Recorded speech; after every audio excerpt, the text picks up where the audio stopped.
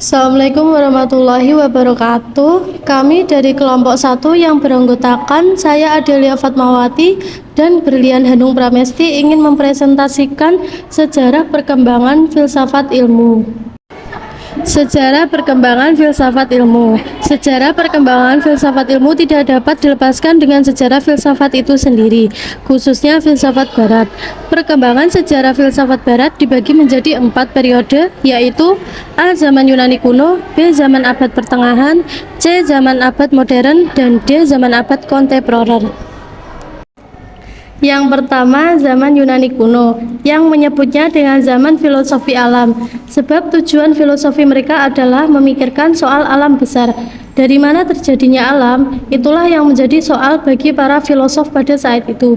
Selain itu, Fuad Hasan menyebutnya dengan ciri pemikiran yang kosmosentris, yaitu para filosof mempertanyakan asal-usul alam semesta dan jagat raya, pengamatan terhadap gejala kosmik dan fisik sebagai upaya menemukan suatu asal-muasal, yaitu arca yang merupakan unsur awal terjadinya segala gejala. Tokoh-tokoh yang terkenal pada zaman Yunani kuno ini antara lain Thales 625 sampai 545 sebelum Masehi. Thales dapat dikatakan salah seorang dari 7 orang terpandai dalam cerita-cerita lama Yunani. Nama-nama lainnya yaitu Solon, Bias, Pitakos, Cylon, Periandos, dan Cleobulus. Yang kedua, zaman abad pertengahan. Zaman abad pertengahan 6-16 Masehi juga disebut dengan zaman kejayaan Kristiani atau gereja. Ciri pemikiran pada zaman ini disebut teosentris, oleh karena para filosofnya memakai pemikiran filsafat untuk memperkuat dogma-dogma agama Kristiani. Filosof yang terkenal pada abad ini yaitu Agustinus dan Thomas Aquinas. Agustinus 354-430 Masehi sangat dipengaruhi oleh pemikiran Plato melalui pengetahuan tentang kebenaran abadi yang dibawa sejak lahir dalam ingatan dan menjadi dasar karena manusia mengetahui sesuatu. Manusia ikut ambil bagian dalam ide-ide Tuhan. Dalam arti tertentu, keadaan ikut ambil bagian ini terjadi dengan mengetahui sesuatu.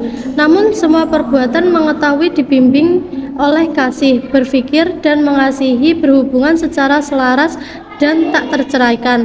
Tuhan ada sebagai ada, yang bersifat pribadi dan sebagai pribadi menciptakan seluruh jagat raya secara bebas dan tidak beremanasi yang niscaya terjadi.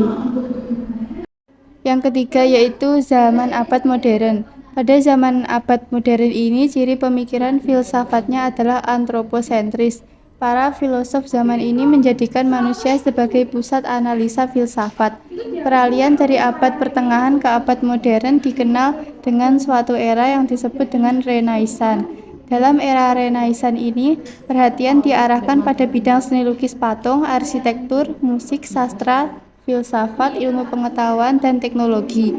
Pada era ini terkenal dengan era kelahiran kembali kebebasan manusia dalam berpikir dan berangsur-angsur melepaskan diri dari otoritas gereja yang selama ini mengungkung kebebasan dalam mengemukakan kebenaran filsafat dan ilmu pengetahuan.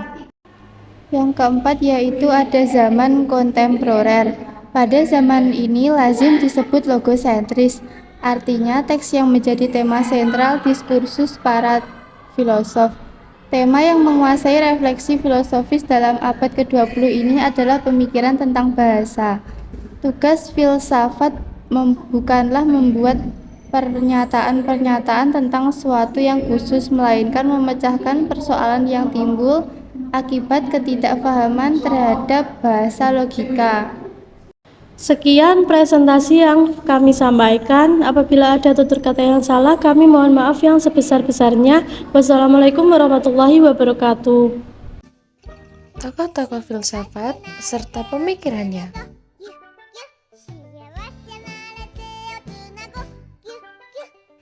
Disusun oleh kelompok 2, Fikri Munausania dan Zahra Kamila Putri Ambarwati. Silakan dilihat ya teman-teman.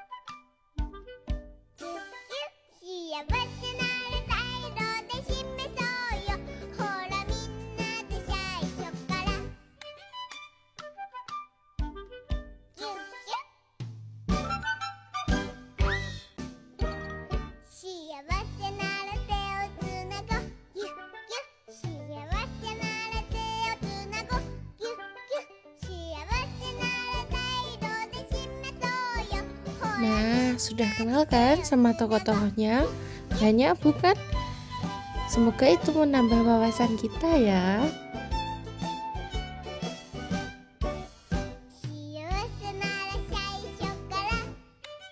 Sekian dari video kami, semoga membantu.